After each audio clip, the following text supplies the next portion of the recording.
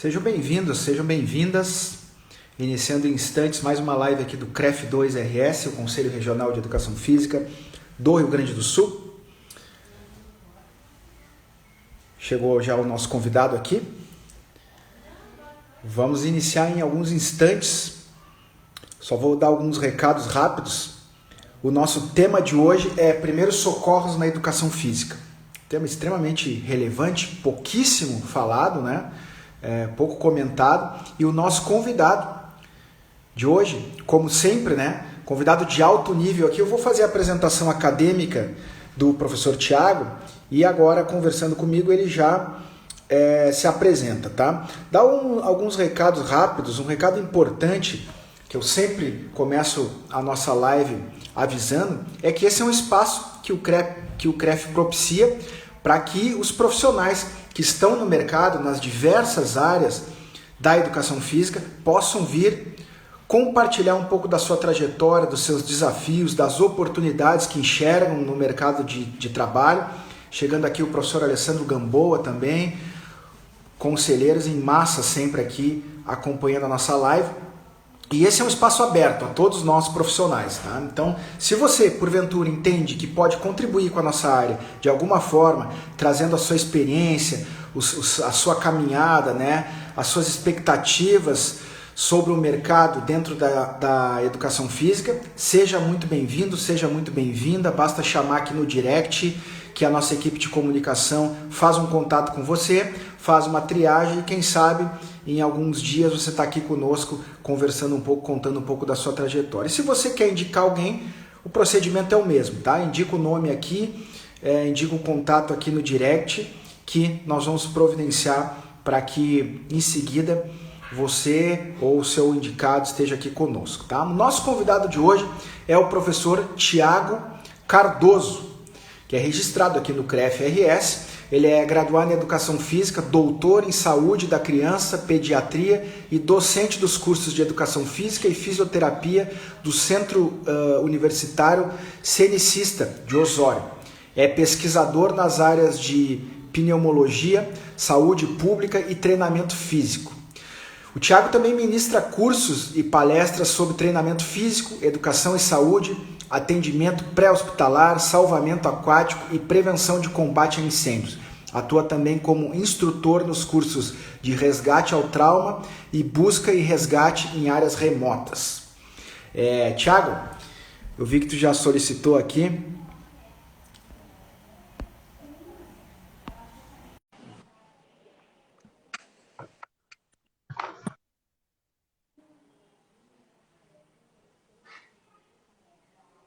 Seja bem... Agora sim, tava ao contrário a nossa câmera aqui. Seja bem-vindo aí, professor Tiago, um prazer falar contigo. Para começar, dizer que vai ser estranho, mas vamos lá, né? Também agradecer em primeiro lugar, tá, a tua presença, ter aceito o convite aqui do CREF, te deixar um abraço aí em nome do nosso presidente, o professor Edgar Meuri, e todos os conselheiros aqui também te acolhendo, e dizer que esse espaço é teu. Vamos tentar contribuir o máximo possível aí com a nossa área, com os profissionais de educação física. Então, boa tarde a todos, boa tarde, Alessandro. Então, realmente, né, a gente já se conhece de longo tempo e sempre a gente tem alguns apelidos da área, né, que acabam, às vezes, perpetuando. Então, o professor Cardoso, às vezes, se torna um pouco estranho, até incomum, né, da gente chamar assim. Gostaria de agradecer a oportunidade, né, e acho que é um tema muito importante, muito relevante, e principalmente agora em época de pandemia, né? O que a gente pode fazer, quais são os protocolos, os primeiros socorros, né? O que mudou e que maneira a gente pode ajudar as pessoas. Certo. Então, muito obrigado pelo convite. Imagina. Tiago, o seguinte, antes da gente começar a entrar mesmo no tema da live de hoje, eu queria que tu te apresentasse um pouquinho sobre a tua trajetória, tá? Porque eu já fiz a apresentação acadêmica, né? Graduado, doutor e tal, mas eu queria que tu explicasse para nós o que te levou para esse caminho, né? Se formou, o que foi acontecendo na tua carreira que tu decidiu entrar tão fundo nesse assunto, tão pouco falado, tão pouco, né, trabalhado, uma coisa mais dos enfermeiros, técnicos de enfermagem, médicos e tal, e tu, por alguma razão, escolheu esse caminho, né? O que aconteceu? Conta para nós, por favor. Bom, eu entrei nessa área em 2001, né, quando eu trabalhava em Três Coroas com raft, era instrutor de raft. E aí nós fizemos um curso de primeiros socorros, que era direcionado lá para os atendimentos, né, em alguma ocorrência. E a partir de lá, então, eu me apaixonei pela área. Eu tive uma outra visão dos primeiros socorros, em especial do atendimento pré-hospitalar, né, aquele fora do hospital, e comecei a fazer cursos. Depois, na sequência, eu entrei para o Exército, né, fui oficial do Exército durante um tempo, e lá onde eu servi, tinha um hospital e eles deram alguns cursos de atendimento pré-hospitalar e eu acabei fazendo e entrando na equipe de resgate. E então, a partir desse momento, realmente eu vi que a importância dos primeiros socorros, e também nessa parte militar a gente tem muitos campos, muitos treinamentos, né, que eventualmente pode acontecer algum incidente, né, algum acidente, e daí a gente tem embora tenha a equipe de saúde, né, às vezes ela fica centralizada num local e a gente está um pouco afastado. Então, esse conhecimento era muito importante para a equipe, e daí eu acabei me especializando bastante nessa área. Depois, já no mestrado, eu fiz o mestrado e doutorado na pediatria com crianças asmáticas.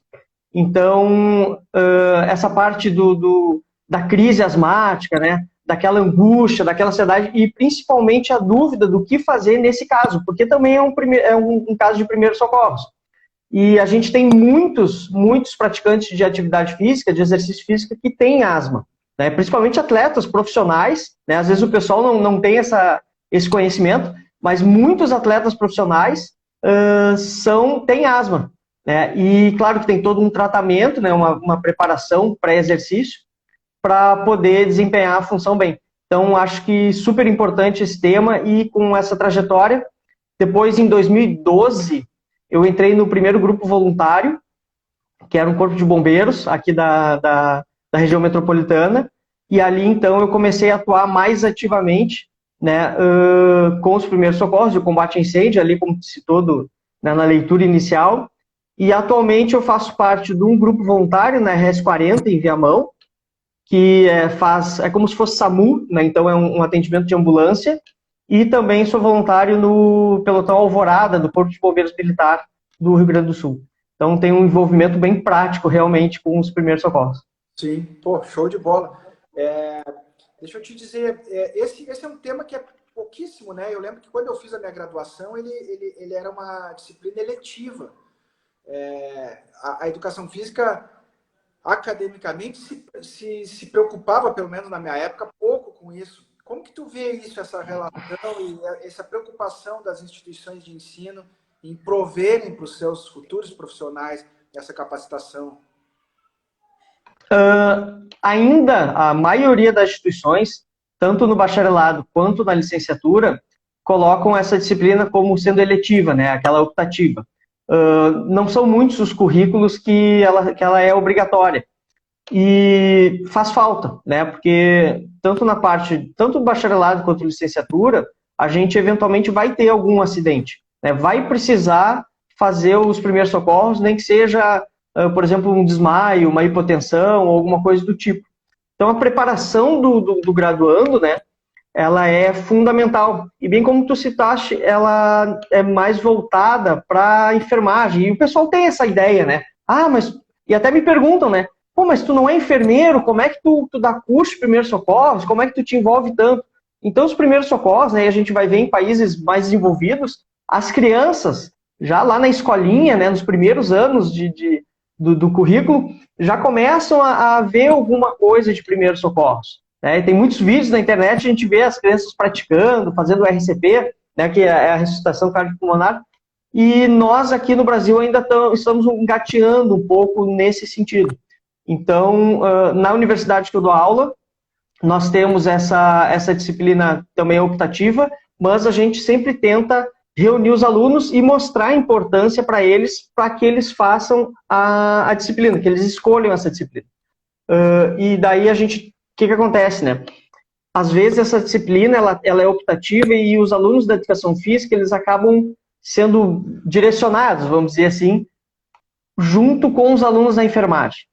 Então é muito importante que essa optativa seja ministrada por um profissional de educação física, porque ele vai trazer uma realidade diferente e até os termos, né, vão ser direcionados para aquela realidade do professor e não do enfermeiro. Então, às vezes, acaba também criando um desinteresse do aluno, porque quando ele vai fazer essa disciplina, ele não consegue entender exatamente o que o professor está tentando passar, porque busca muito para a área da enfermagem. Então, é muito importante que nós, profissionais de educação física, tenhamos esse conhecimento e a gente consiga trazer para a realidade da nossa profissão para poder passar isso para os alunos. Uhum.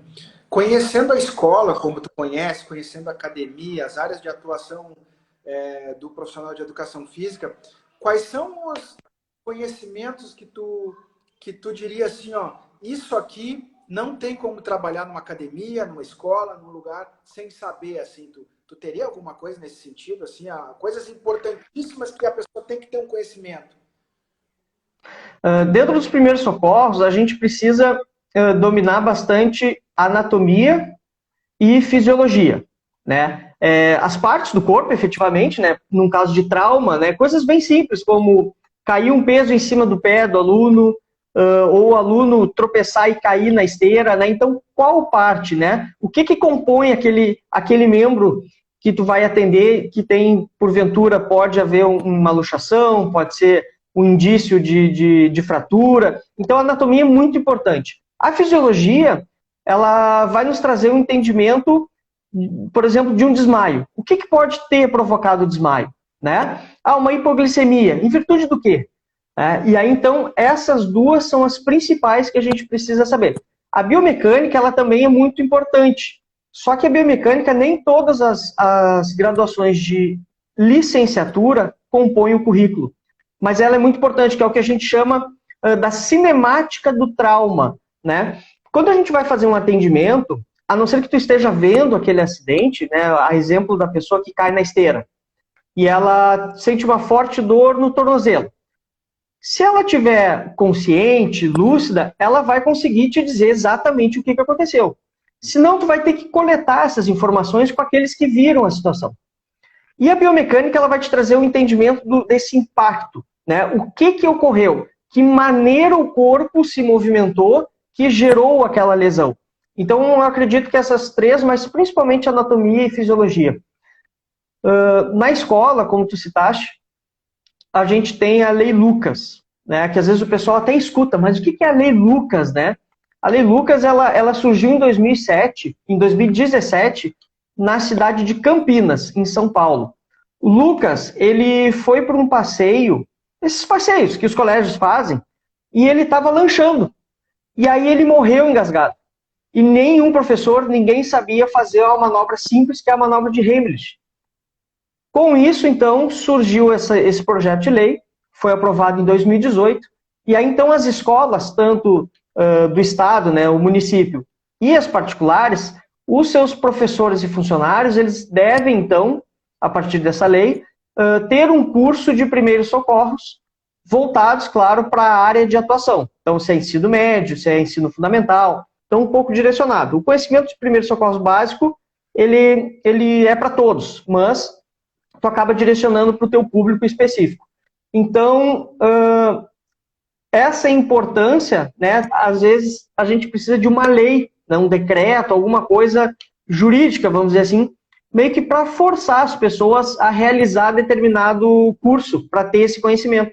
E eu sempre falo para os meus alunos, né, primeiros socorros, ele não é para ti específico, ele é para a vida. Né? Pode ser o teu aluno, mas pode ser o teu pai, pode ser o teu irmão, pode ser a tua esposa. Né? Então, é muito importante que se tenha esse conhecimento, pelo menos o básico dos primeiros socorros. Me diz se tu concorda, agora tu falando, eu começo a pensar também, né? Porque a gente também tem filho, frequenta lugares e tal, né? E é um tipo de conhecimento, porque a vida moderna, ela nos chama o tempo inteiro para aprender novas coisas. Então, tu tem que estudar, que nem tu fez doutorado, fez mestrado, tu tem que aprender inglês, tu tem que melhorar tua performance no trabalho, tem um monte de coisa. E primeiros socorros é um conhecimento que, teoricamente, não é atrativo, né? Porque tu nunca acha que vai precisar usar, mas, por outro lado, é aquela coisa que, do momento que tu precisa, se eu tivesse, eu podia, por por 30 segundos ter salvo a vida de alguém, né? Ou algo nesse sentido, né? Tu vê dessa forma, assim, que não existe tanto interesse da sociedade em querer aprender? Exato. Tu sabe que a maioria não, mas assim, acho que 60%, que já é maioria, né, dos nossos alunos, eles são da área, né, ou são técnicos de enfermagem, ou são enfermeiros que querem um conhecimento maior do pré-hospitalar, ou então eles estão indo para um grupo voluntário, eles estão indo ser voluntário em alguma instituição. O restante, mais em torno de 10%, eles estão ali porque algum familiar morreu, eles viram e não conseguiram fazer nada porque não tinham conhecimento. Esses outros que sobram, eles estão ali às vezes por insistência do primo, do amigo que já é voluntário e acabam fazendo um curso e muitas vezes gostando. Mas principalmente, tu falaste da falta de interesse. As pessoas, elas, como tu disse, elas não acreditam que vai acontecer com elas, né? Então, coisas simples como a mulher que usa salto alto. Daqui a pouquinho ela pisou com um salto num buraco e torceu o pé. Já é um atendimento de primeiros socorros. Uhum. Né? Então, coisas simples do dia a dia, acho que as pessoas não se dão conta disso. Né? Eu estou escrevendo, estou lavando a louça, quebra um copo e eu tenho um corte, né, na mão. Também é um atendimento de primeiro socorro. Então, acho que falta trazer essa simplicidade das ocorrências para o dia a dia das pessoas.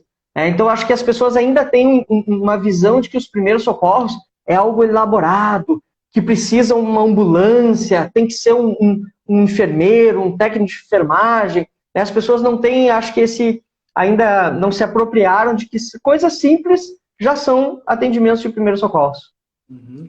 E na tua caminhada, tu viu assim, ó, tu vivenciou situações de que se tivesse feito corretamente os primeiros socorros, teria agravado muito menos o problema, inclusive salvo a vida da pessoa, e ao contrário, situações em que tu chegou na hora ou tu viu alguém utilizar as técnicas necessárias no momento certo e que aquilo trouxe um benefício para a pessoa, tu vivencia isso bastante, com certeza.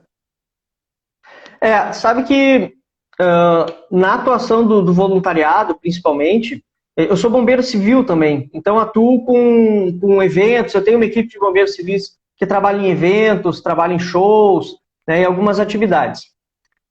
Eu nunca presenciei, eu não sei se eu posso chamar isso de sorte, de ver algum atendimento totalmente descabido. Né? Mas nos cursos a gente sempre tenta trazer essa realidade, né? Então a gente vê muitos vídeos na internet, tem muitas ocorrências que a gente olha, mas talvez fosse melhor de outra maneira. Só que é complicado também falar que poderia ser melhor de outra maneira quando tu não está lá, né? Então, às vezes fica difícil tu mostrar até para o aluno e dizer, olha, aqui como é que a gente faz, né? A técnica, o protocolo correto seria desta maneira. Mas aqui nós estamos vendo que foi um pouco diferente, né? E aí a gente tenta entender também a realidade daquela pessoa. É muito comum, e principalmente o pessoal que mora no interior, que não tem o SAMU, e por isso que os grupos voluntários se espalharam no Rio Grande do Sul, que o posto de saúde, né, ele tem aquela equipe que é dentro do posto de saúde. E tem uma ambulância. E aí, eventualmente, colocam um servidor, né, o municipal ali, hoje é tu que vai na ambulância. Mas o atendimento pré-hospitalar, ele é muito diferente do intra-hospitalar, né? Então, pessoas altamente capacitadas para uma emergência intra-hospitalar, que às vezes podem ter também uma dificuldade quando é no pré-hospitalar, né, no extra-hospitalar. Então, a gente observa, né? Eu, como disse, presencialmente nunca tive essa oportunidade, vamos dizer assim, de olhar alguma coisa e dizer, pode ser um pouco diferente. Sim. Teve um tempo que se comentou, acredito que tenha saído um projeto de lei, ou pelo menos algumas discussões nesse sentido, de que seria obrigatório nas academias ter um kit não de primeiros socorros, mas aquele de ressuscitação, desfibrilador, e que equipes treinadas. Tu sabe informar se isso andou, se está andando, se esqueceram ou se nunca aconteceu e é coisa da minha cabeça?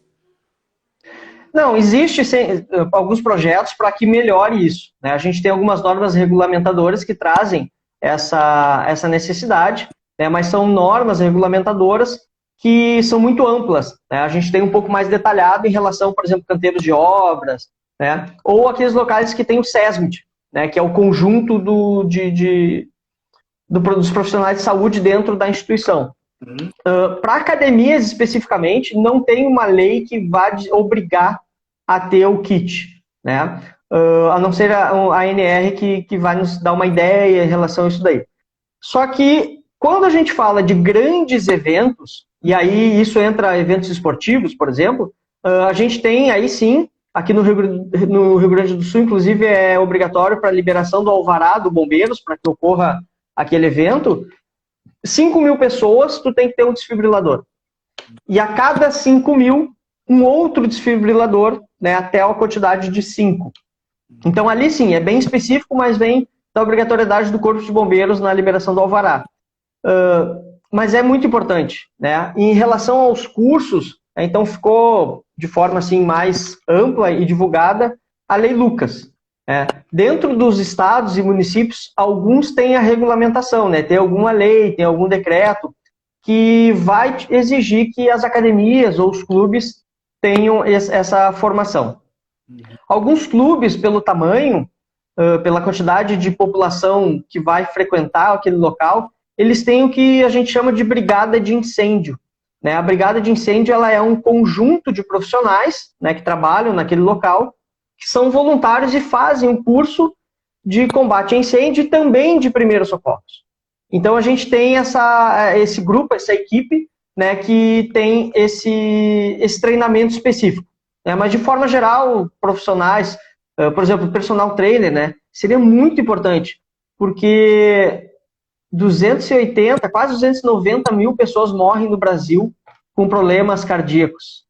Então, o teu aluno, que pode ser um hipertenso, por exemplo, né, ele pode ter algum problema durante o treinamento, né? E aí, o que tu vai fazer? Né? Quais são as atitudes? Qual é o passo a passo dos primeiros socorros? Então, às vezes, coisas simples que, como eu disse antes, né, as pessoas ainda não se apropriaram da importância dos primeiros socorros na área da educação física.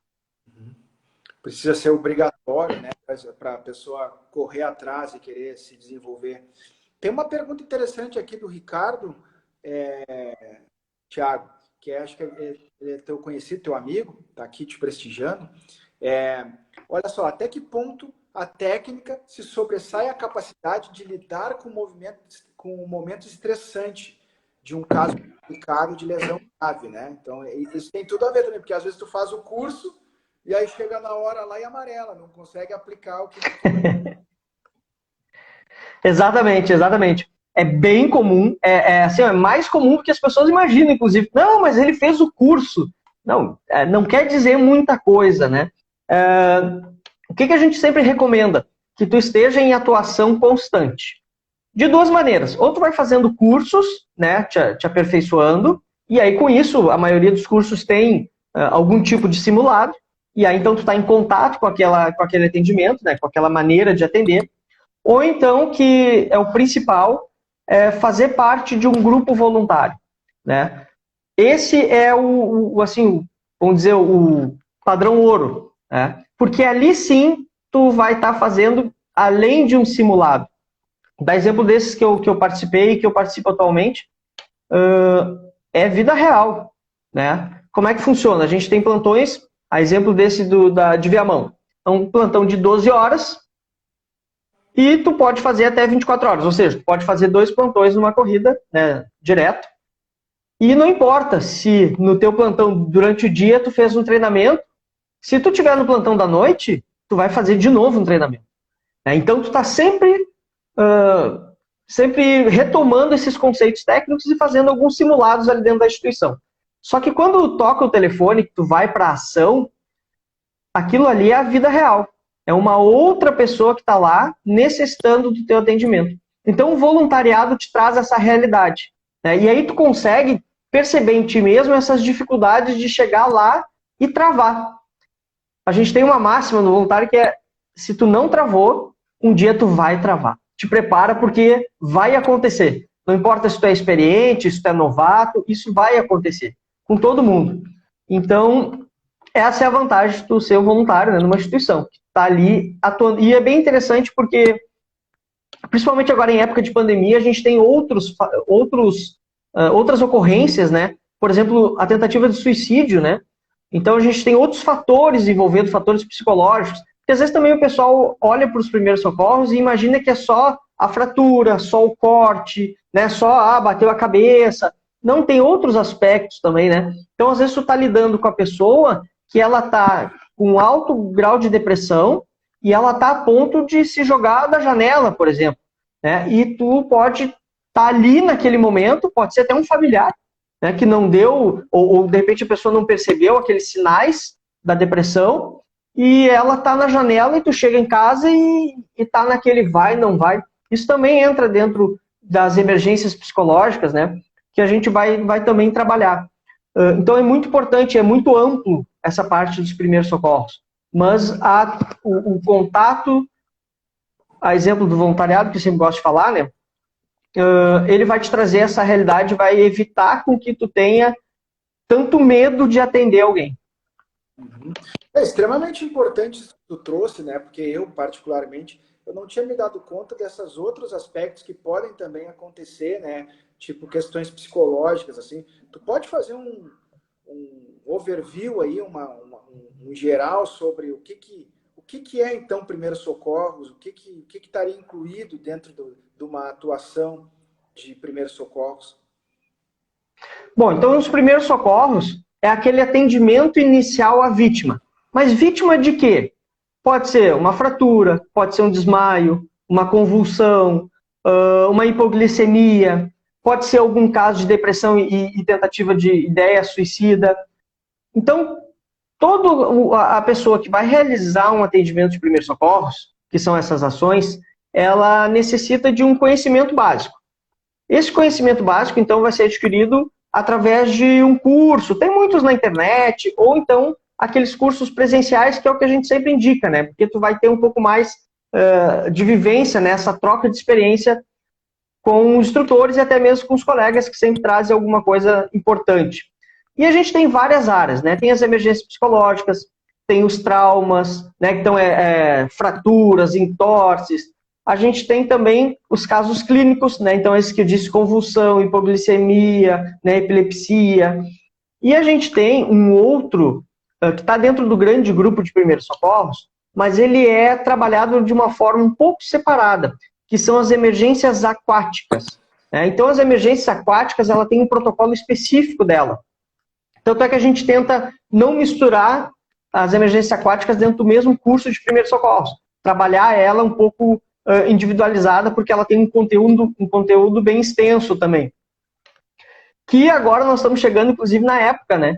O pessoal já está indo para a praia, já foi no feriadão, muita gente na beira da praia, quem tem piscina em casa começou a limpar, começou a organizar. Então, as emergências aquáticas, que é pouquíssimo falado, né? Aqui, principalmente no Rio Grande do Sul, em virtude da nossa sazonalidade, a gente tem ali 3, 4 meses que a gente vai realmente aproveitar, né? Essa parte recreativa ou no mar, ou na lagoa, né? No rio, na piscina, e é muito importante que se trabalhe. Né? Isso é um dos cursos também que está no nosso hall, que são emergências aquáticas. Então, os primeiros socorros são muito amplo. E a gente tem várias maneiras de conseguir. As pessoas às vezes perguntam, mas por onde eu começo? Né? Então, a gente sempre indica um curso rápido, né? Ali de 4 horas, meio turno.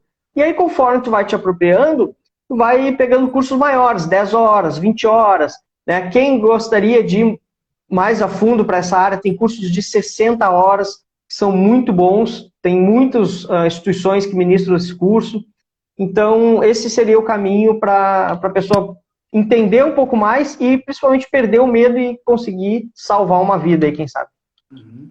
E conhecendo o mercado, tirando a questão das escolas, né, que a gente já viu, tu já mencionou que tem uma previsão legal, mas conhecendo o mercado como um todo, né, da educação física, academias, grupos de corridas, estúdios, enfim, locais onde são praticadas atividade física, tu saberia de uma estimativa de número de pessoas que se interessam por isso, para se tu quisesse indicar assim, vai naquela academia lá, que lá tu estaria mais seguro, porque lá tem profissionais que são capacitados, a direção da empresa se preocupa em capacitar os seus profissionais. Tu conhece algum cenário nesse sentido? Assim, a gente não tem dados oficiais da quantidade de pessoas que realizaram já cursos de primeiros socorros. Mas o que a gente sabe é que os grandes clubes, né, até em virtude da brigada de incêndio, então os funcionários têm já esse curso de primeiros socorros dentro da grade ali do brigadista, né, que o pessoal chama. Então esses, eu diria assim, existem profissionais que pelo menos fizeram o curso. Porque entre fazer o curso e tu realmente conseguir atuar nos primeiros socorros tem uma distância bem grande. Outros locais são as faculdades, universidades, instituições de ensino pelo mesmo motivo, né? Primeiro que tem dependendo do tamanho da estrutura, tem a brigada de incêndio, e segundo que pode ter o curso de enfermagem, o curso de medicina. Então ali tem profissionais, né, que são da área que podem auxiliar nesses primeiros socorros. Aquelas universidades maiores, né, então tem o SESMIT, lá que vai ter o médico, vai ter o enfermeiro, e geralmente tem uma equipe que atua, né, que vai socorrer em caso de emergência. Mas dentro das academias, a gente não tem esse controle específico, né, não tem um banco de dados que vai dizer, olha, esse profissional fez o curso. Agora, é muito interessante que eu tenho uma parceria com uma escola de jiu-jitsu, que a gente faz de tempos em tempos, ou quando tem uma grande quantidade de professores que chegam à faixa marrom ou preta, que daí a federação vai exigir que ele tenha um curso de primeiros socorros, e isso a gente começou numa academia que eu treinava, e daí se expandiu. Então é muito importante que quando a pessoa, o aluno, né, o cliente, chega lá para fazer a sua matrícula ou conhecer aquele local, que ele pergunte, né, vocês têm algum profissional que tem o curso de primeiros socorros? Ou vocês têm algum convênio, pelo menos, né, com alguma instituição de emergência, que tem ambulância, que vai fazer atendimento? E aquele que vai trabalhar, e especificamente do próprio profissional de educação física, a gente não tem uma demanda muito grande, né? A não ser que seja por exigência. Sim. Mas essa demanda ainda é pequena, em termos de curso, né? Tanto é que a gente observa pelo Brasil, nos congressos, nessas convenções, raríssimas vezes a gente tem um curso específico de primeiros socorros. É muito raro, né? E quando tem, nem todos os profissionais ou os estudantes entendem que devem fazer. Então, eu trabalho com congresso também já há alguns anos, e a gente observa que, às vezes, a gente olha para o cliente, né, que está chegando ali, e ele está fazendo o mesmo curso, se reciclando. Digamos, personal trainer para população idosa. E aí tu vê ele 2, 3, 4 congressos, cursos, fazendo o mesmo para aquela área, que é de interesse dele. Mas tu não vê ele falando ou buscando um curso de primeiros socorros. A gente não vê isso ainda entre os profissionais. Percebe que coisa interessante, enraizada na nossa sociedade, né? Nos exemplos que tu trouxe, só a lei é que faz acontecer, né? Então, nos clubes, porque tem brigada de incêndio, isso é legislação, né? Em outros lugares que tem o SESMIT, legislação também. Então, por prevenção, por pensar em se diferenciar profissionalmente, não existe essa ideia, né? E aí fica aí já um alerta aí que, na minha opinião, pode ser um diferencial importante, né? Dos proprietários de estabelecimentos, né? Inclusive divulgar isso, venha treinar aqui nossos profissionais são capacitados em primeiros socorros, e o profissional, né, e buscar essa formação e também agregar no seu currículo para tentar, na hora de uma entrevista, né, de um convencimento lá com o seu empregador, também dizer para ele, olha só, eu sou capacitado porque eu entendo da importância de prevenir e tal, e eu acho que tu deveria me contratar porque eu, além de fazer um bom trabalho orientando os teus alunos, eu vou também ter mais essa expertise para poder ajudar numa situação que como acontece pouco, né? O problema é que quando acontece é grave ou fatal, né? Mas como acontece pouco, a pessoa não tem muito essa ideia de investir. Mas me diz outra coisa, Thiago. Pandemia. O que alterou isso no trabalho de quem trabalha com primeiros socorros? Tirando essa ideia que tu já trouxe aí, né, de o aparecimento de determinadas doenças que não eram tão evidentes antes, né, as psicológicas, mas o que mudou na atuação do profissional que conduz esse processo aí de primeiros socorros? Bom, a gente tem algumas alterações no próprio protocolo, né? Então, sempre se falou, e a dúvida de muitas pessoas, por exemplo, a parada cardiorrespiratória, né? Ah, fazer o boca a boca, não faço boca a boca, só faço as compressões, o que eu vou fazer, né?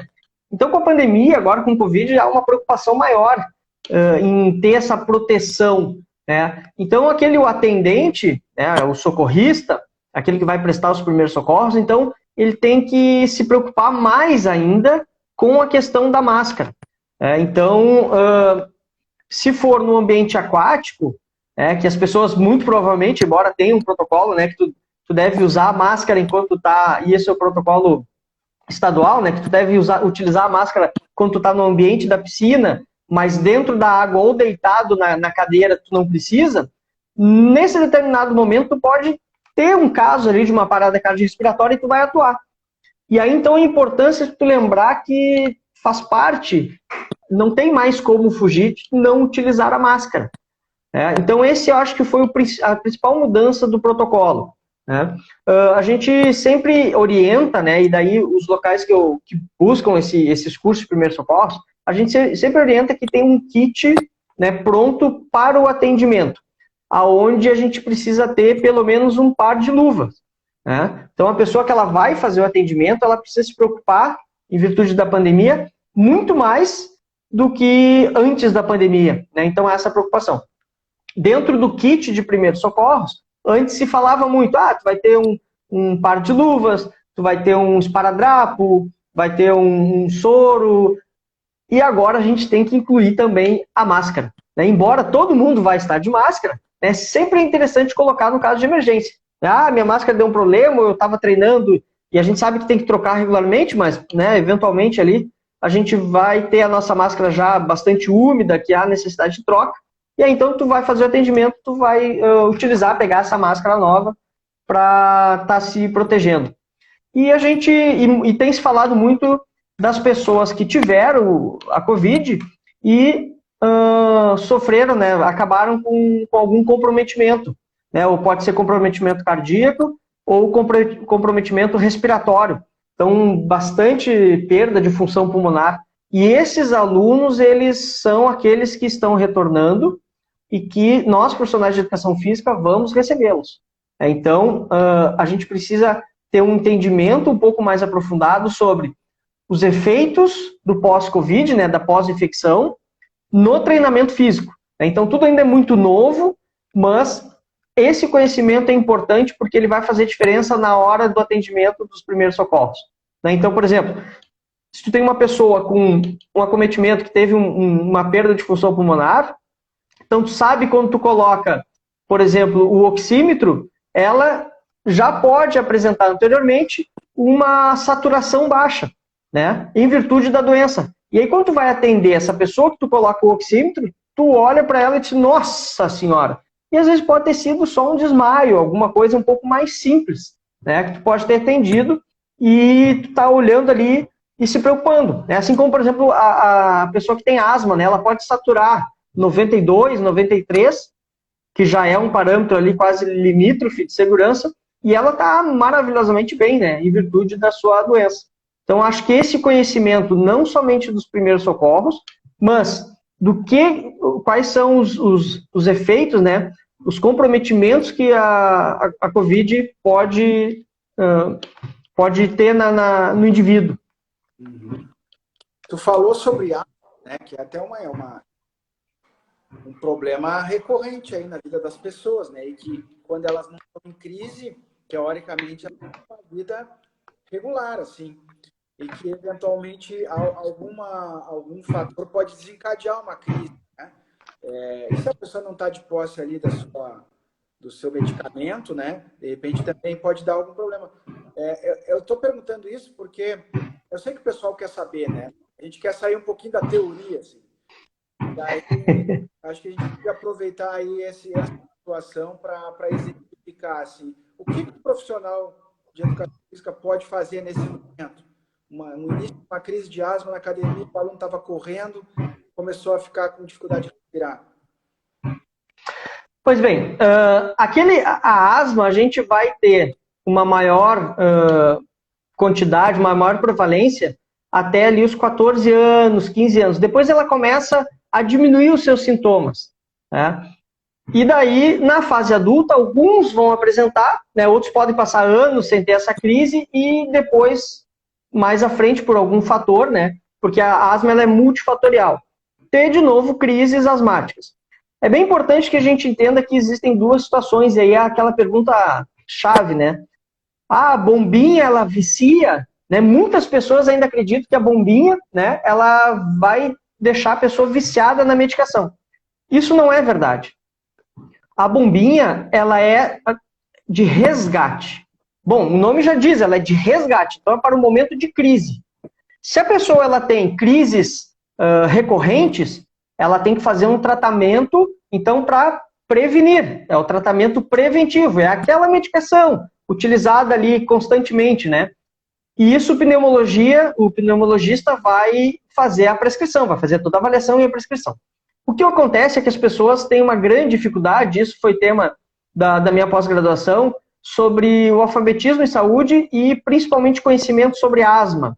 A gente tem nós verificamos um trabalho que acima de 85% das pessoas que frequentavam o ambulatório de pneumopediatria não conseguiam controlar a asma dos seus filhos, né? E que o conhecimento em asma, embora eles vivenciassem aquilo com a criança, eles não tinham conhecimento adequado. Então, quer dizer, tu tem uma prescrição médica de uso contínuo, que é para justamente tu não ter a crise. Se tu não usa medicação, tu começa a ter crises recorrentes. E aí as pessoas usam a bombinha. Essa bombinha, como ela é de resgate, ela não é um corticoide, ela não vai tratar a inflamação diretamente, ela não resolve o problema, ela vai resolver momentaneamente. E aí então se criou essa ideia de que a bombinha vicia. Por quê? Tu não está fazendo preventivo, tu tem que usar a bombinha seguidamente. O profissional de educação física ele precisa entender isso. Por quê? Quando ele vai tratar o aluno, vai fazer os primeiros socorros no aluno que está tendo uma crise asmática, ele precisa fazer essas perguntas. Se é um aluno de personal ou uma academia que controla melhor os seus alunos no sentido de anamnese, né, de reavaliações, o instrutor da academia ou o personal ele vai saber, olha, aquele ali ele tem asma. Então, ele precisa primeiro entender. É o caso de medicação para tratamento, né, medicação contínua, que são os preventivos. É um caso. Ele está tomando seu preventivo? Não está tomando. Bom, então a chance de ele ter uma crise, né, asma induzida pelo exercício, que é bem estudado isso, aumenta. Se aumenta, ele tem que estar atento. Tu vai treinar hoje? Tu trouxe a tua bombinha? Né? Tu trouxe o teu medicamento de resgate? Então, o profissional de educação física ele precisa ser proativo com esses alunos, né? Ele não pode deixar acontecer o fato, né, ter a exacerbação, ou seja, ter a crise asmática para ir lá correndo fazer os primeiros socorros. Então, acho que isso é o fundamental, é o pré, é entender. Por exemplo, algumas pessoas têm a crise somente quando realizam exercício. Então, o pneumologista, provavelmente, ele vai indicar que tu utilize lá 3, 4 jatos meia hora antes de treinar, por exemplo. E aí, quando ele chega na academia, o profissional vai perguntar, fez o teu preventivo antes de vir para cá? Né? Tu usou a tua bombinha? Fez o preparativo? Então, ali tu já evita que a pessoa tenha uma crise. Então, principalmente esse conhecimento e o pré. Tu entender que o teu aluno ele pode eventualmente ter a crise, mas principalmente pela falta de adesão, né, de aderência ao tratamento, que seria usar as medicações conforme a prescrição médica. Mas se a crise vier, não tem o que fazer se não tiver medicação à disposição. Se não tiver o aerolinho, que no caso é o de resgate, né, um deles, não tem o que fazer, não tem o que fazer. Então, pode, na prática, né, o que tu pode fazer? Colocar a pessoa no local mais arejado, pedir que ela fique mais calma. Porque o que acontece na crise asmática, né? ou tu tem uma broncoconstrição, ou seja, fecha a luz dos brônquios, e aí não tem passagem de ar. O que o broncodilatador faz? Ele vai agir para dilatar aquele brônquio. Se tu não tem a medicação, ele pode retornar, né? Ou seja, pode cessar essa broncoconstrição de forma natural, de forma espontânea. Mas depende também da gravidade dessa crise, né? A intensidade dessa crise. Pode ocorrer de chamar o atendimento médico de urgência ou ter que levar para o hospital? Pode. Então depende desses fatores. É pegar a pessoa, colocar num local arejado, né, tranquilo, pedir que ela consiga se acalmar e monitorar, né, monitorar. Se for muito grave, eventualmente vai ter que levar ela para o atendimento de emergência. Sensacional aí teus esclarecimentos aí. Inclusive essa questão de prevenção, né?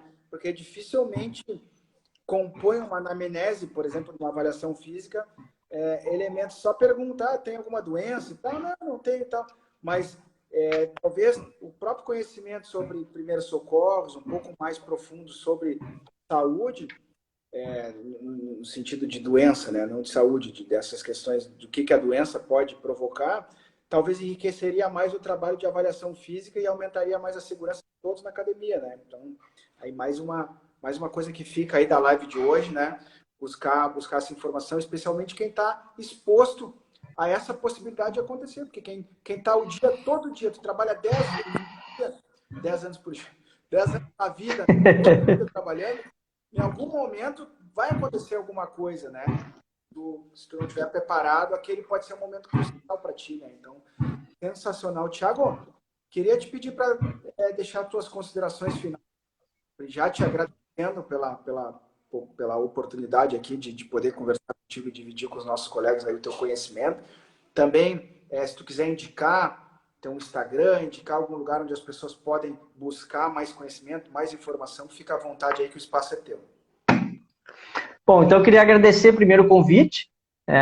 Acho que é fundamental, nós profissionais de educação física, que a gente troque essas informações, que as informações elas são importantes, né? Como eu disse, a primeiros socorros é para a vida, né? Não é específico, não deveria ser uma reserva de mercado, né? Então todos deveriam entender um pouco, e aqueles que se acham que deve se aprofundar, então buscar um treinamento. Aonde buscar esse treinamento, né? Então, tem muitos locais que ministram esses cursos, né? Então, por exemplo, nós temos empresas que ministram os cursos, tem a Cruz Vermelha, tem instituições voluntárias, por exemplo, a SOS Trauma de Viamão, que dá cursos, também ministra cursos de primeiros socorros. Eu, no meu Instagram, que é Prof. Cardoso, também ministro esses cursos, e no meu site também, www.profcardoso.com, ali também tem informações. E como a pessoa pode fazer? Pode juntar uma equipe, porque às vezes as pessoas também perguntam, mas eu sozinha, como é que eu vou fazer um curso sozinha, não sabe para onde ir? Pode juntar o pessoal da academia, pode juntar os profissionais do clube, pode juntar um grupo de amigos, né? Então aqui a gente está falando mais específico para os profissionais, mas pode ser um grupo de amigos também, né? Pessoal, a gente faz... Família, porque esse é um conhecimento para todos, né? Claro, exatamente. Então tem a família que gosta de fazer trilha, ou gosta de andar de bicicleta, gosta de fazer natação. Então, qualquer pessoa pode juntar um grupo, né, para fazer esses cursos de primeiros socorros, que ele vai desde o básico até o avançado. Então, 4 horas, 10 horas, 60 horas. Então, tem vários níveis que pode ser ministrado esse curso. E eu fico à disposição, então, sempre aí fazer um agradecimento ao CREF, e também os profissionais que quiserem, tanto na área de primeiros socorros, atendimento pré-hospitalar, vamos dizer assim, o tradicional, né, quanto emergências aquáticas, aqueles que gostam de trabalhar em piscina, em clubes, recreação em parque aquático, né, então também esse curso de emergências aquáticas eu ministro também. Excelente. Pessoal, quero agradecer também toda a audiência que esteve conosco aqui, a audiência qualificada bastante, tivemos picos bem altos de presença aqui. Dizer que na quinta-feira tem mais, mesmo horário, 17 horas, nós vamos receber aqui o professor Wagner Xavier, que é profissional de educação física de São Paulo e é faixa preta de karatê também, e vai falar sobre a importância da formação de educação física nas artes marciais. Então vai ser bem interessante também o tema, o cara conhece muito. Como todos aqui, né, Thiago? E muito obrigado a ti, obrigado à nossa audiência, e aguardo todos na próxima quinta-feira. Mais sucesso aí, desejo mais sucesso aí na tua carreira, Thiago.